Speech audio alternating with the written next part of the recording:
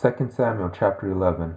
At the return of the year, at the time when kings go out, David sent Joab and his servants with him, and all Israel, and they destroyed the children of Ammon, and besieged Rabbah. But David stayed at Jerusalem. At evening David arose from his bed and walked on the roof of the king's house. From the roof he saw a woman bathing, and the woman was very beautiful to look at. David sent and inquired after the woman. One said, "Isn't this Bathsheba, the daughter of Eliam, Uriah the Hittite's wife?" David sent messengers and took her, and she came in to him, and he lay with her, for she was purified from her uncleanness, and she returned to her house. The woman conceived, and she sent and told David, and said, "I am with child."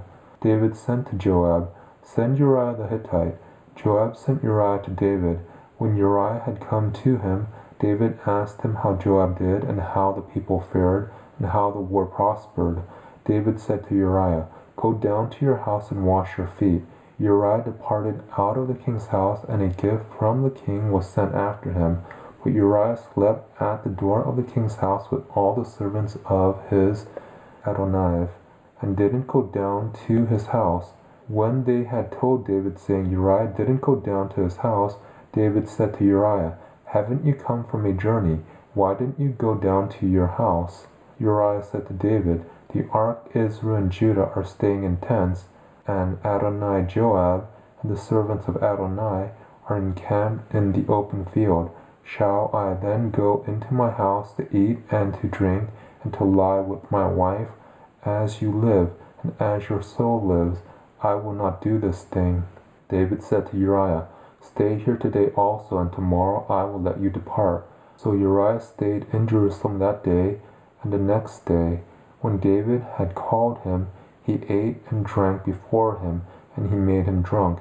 At evening he went out to lie on his bed with the servants of his Adonai, but didn't go down to his house. In the morning David wrote a letter to Joab, and sent it by the hand of Uriah. He wrote in the letter, saying, "Send Uriah to the forefront of the hottest battle, and retreat from him, that he may be struck and die."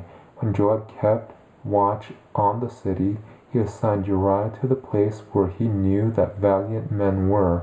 The men of the city went out and fought with Joab. Some of the people fell, even of David's servants, and Uriah the Hittite died also. Then Joab sent and told David all the things concerning the war, and he commanded the messenger, saying, "When you have finished telling all the things concerning the war to the king, it shall be that if the king's wrath arise, and he asks you, 'Why did you go so near to the city to fight? Didn't you know that they would shoot from the wall?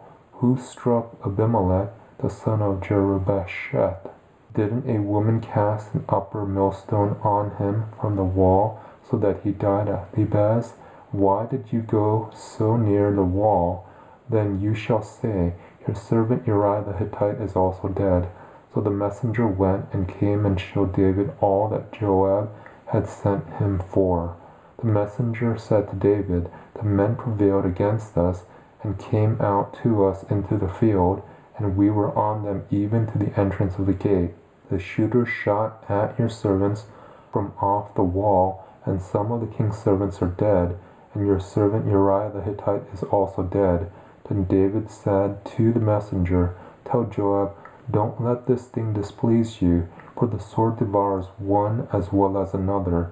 Make your battle stronger against the city and overthrow it. Encourage him."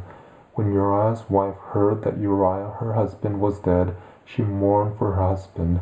When the mourning was past, David sent and took her home to his house, and she became his wife, and bore him a son. But the thing that David had done displeased Yahweh.